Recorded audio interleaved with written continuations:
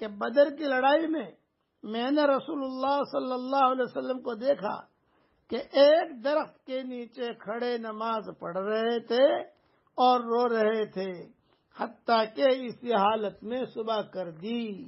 پھر جو فجر کی نماز رسول اللہ صلی اللہ علیہ وسلم نے پڑھائی مسجد عریش میں، آج کل بدر میں وہاں جہاں نماز پڑھی تھی حضور نے اس جگہ پر مسجد بنا دی گئی ہے اور اس کا نام ہے مسجد عریش۔ کئی مرتبہ ہمارا سفر ہوا ہے اور کئی مرتبہ وہاں ہم نے بیانات بھی کیے ہیں،